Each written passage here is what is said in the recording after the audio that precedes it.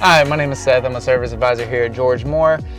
Today we're going to be showing you how to replace a visor.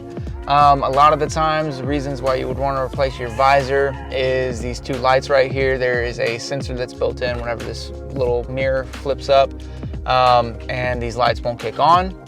Or if the glass itself is cracked, that could be another reason. So usually when the lights don't come on, you have to replace the entire visor.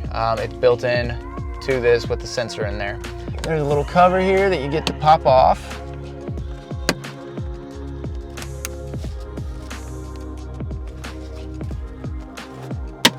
They're off. And then you're gonna take that piece and slide it back. Now the new visor does come with the arm and everything, but not this piece, so you're gonna have to keep a hold of that. There is 3 T15 bolts that sit right here. And you're gonna wanna take those out.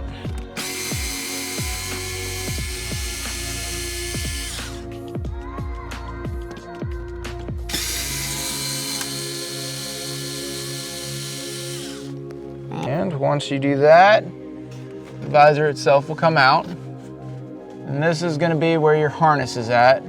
It's a little electric harness right here. You're gonna go back in and pop this portion off.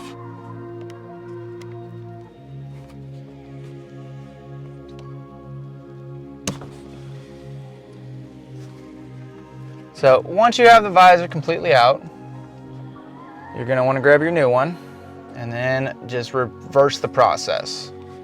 So you're gonna take your new visor and plug it back in, like so. Make sure you get the wiring up out of the way. You don't want any of that catching. And then you just reverse the process.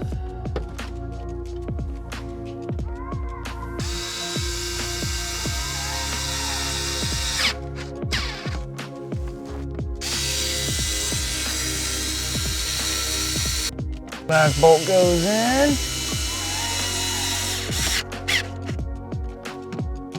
Make sure they're tight. You're gonna wanna grab that center piece that you took off earlier. Pop that back around like so. And re-clip it all back in. Once you do that,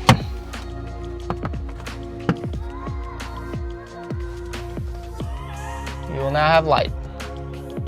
And that is how you change a visor in most of your Silverados, Suburbans, Equinoxes, and Terrains. I am Seth with George Moore here in the service department, and thank you for joining me on this Working Wednesday.